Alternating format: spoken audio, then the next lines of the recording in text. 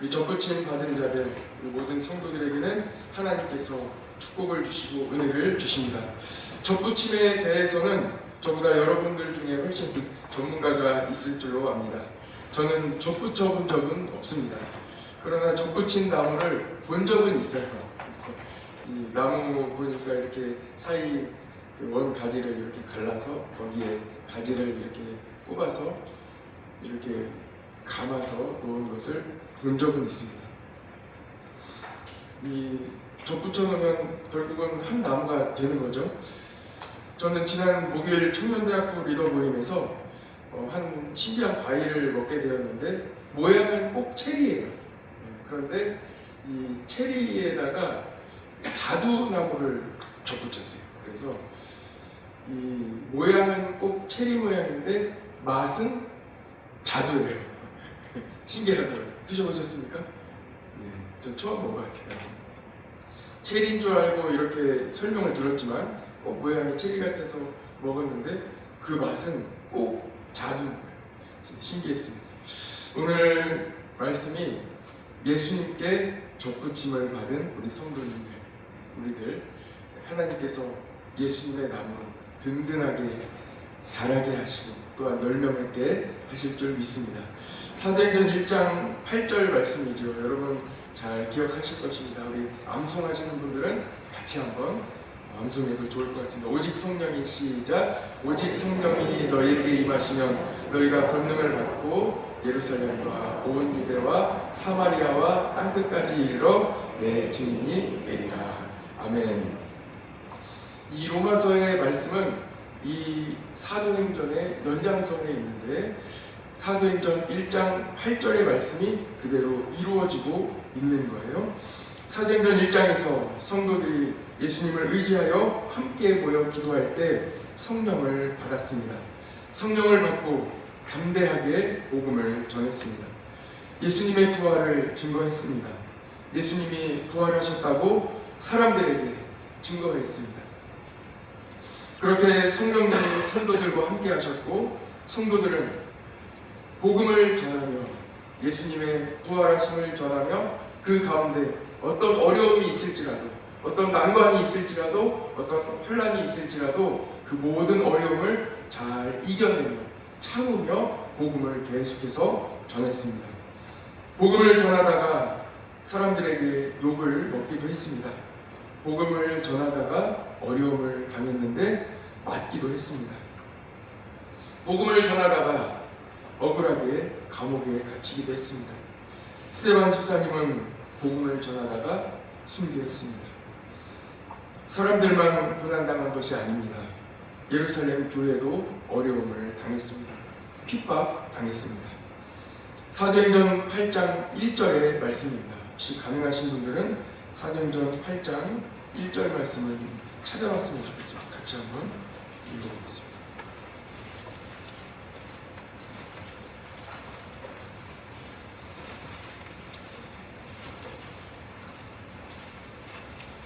우리가 새벽에 사도행전 1장 8절을 쭉 나눈 이후에 우리가 사도행전 8장을 나눌 때에 거꾸로 하면 이렇게 잘 외우기 쉽다는 말씀도 드린 적이 있습니다.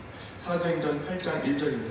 1장 8절의 말씀이 그대로 이루어지는 중간에 있는 것이죠. 8장 1절 그날에 나오죠. 조금 지나면 그 밑에 그날에부터 같이 한번 읽겠습니다. 시작.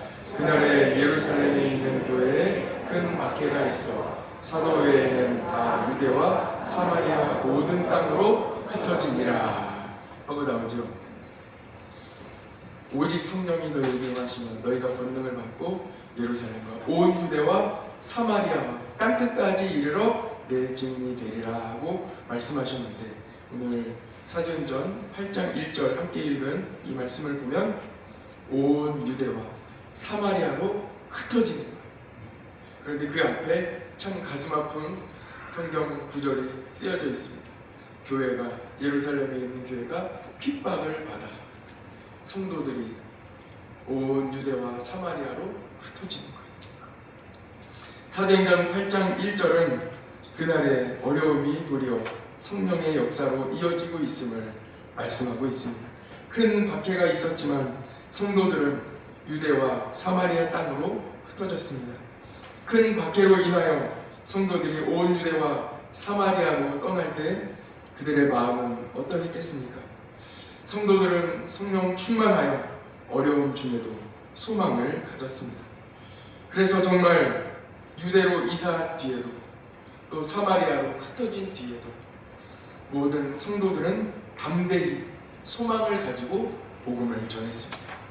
그곳에서도 쫓겨나왔지만 핍박을 당하여 이사할 수밖에 없었지만 그곳에 가서 잘 적응하며 그곳에서도 복음을 전했습니다. 왜 그렇겠습니까? 성령님이 성도들과 함께 하셨기 때문입니다. 성령님은 내 안에 계셔서 이 세상의 방법이 아니라 하나님의 방법으로 살아갈 수 있도록 도와주십니다. 끝까지 믿음을 지킬 수 있도록 내 어떤 환경에 있든지 내 주변에 어떤 사람들이 있든지 내가 어떤 상황 가운데 놓여 있든지 내 안으로부터 담대하게 내 마음을 지켜주시는 성령 하나님의 도우심을 경험하며 성도들이 담대히 그 땅에서도 복음으로 살아가며 전하며 믿음으로 잘 지키며 살아갈 수 있었습니다. 세상은 어떻게 이야기합니까?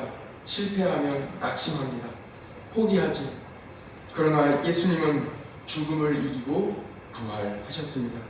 성도는 어떤 어려움도 다 이기고 결국 승리할 것입니다. 왜 그렇습니까? 예수님은 죽음을 이기시고 부활하셨고 승리하셨기 때문입니다. 예수님의 승리가 다른 사람의 것이 아니라 나의 것입니다.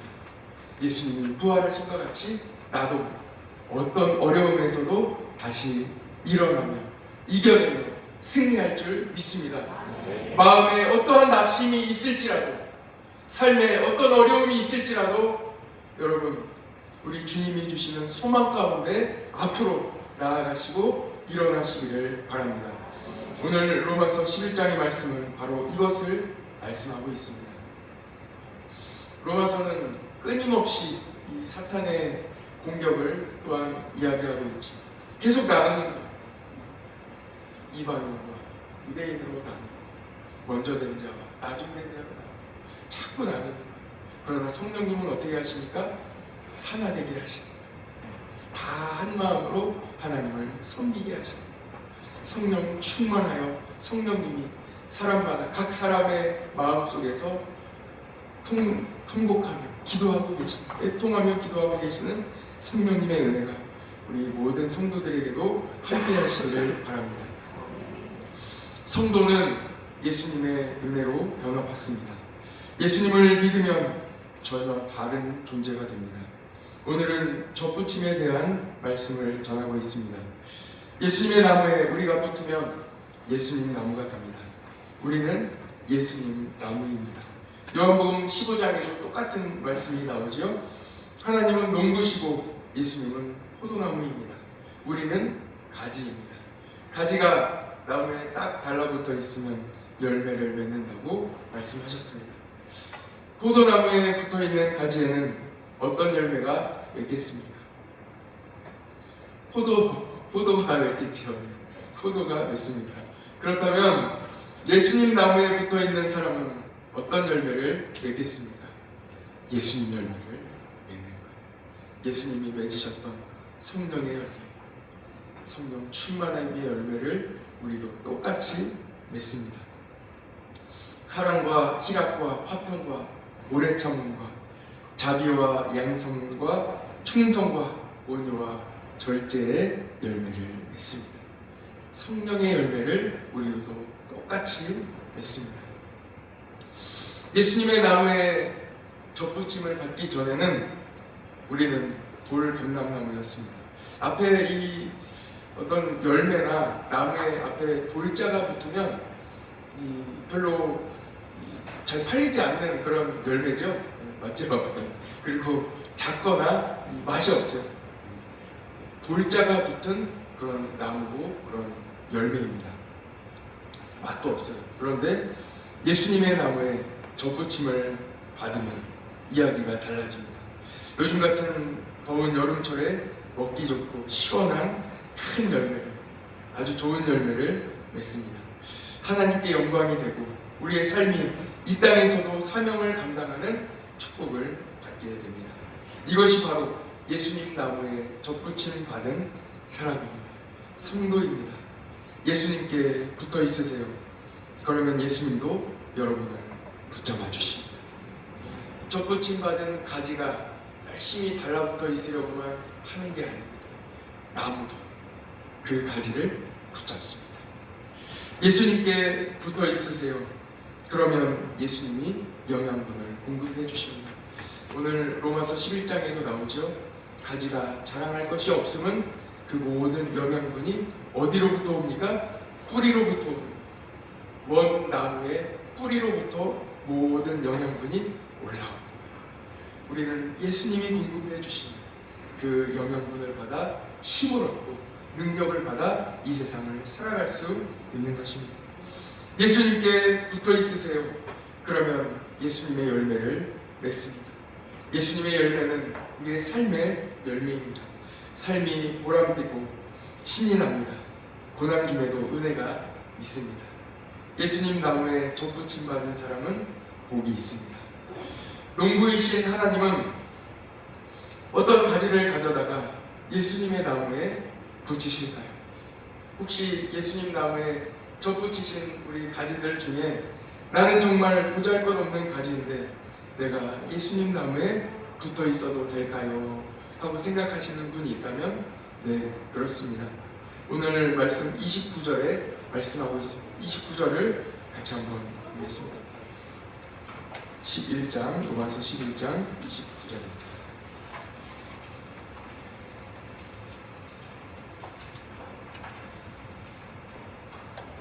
29절 이 말씀을 짧습니다. 우리 큰 소리로 같이 한번 읽어볼까요? 시작.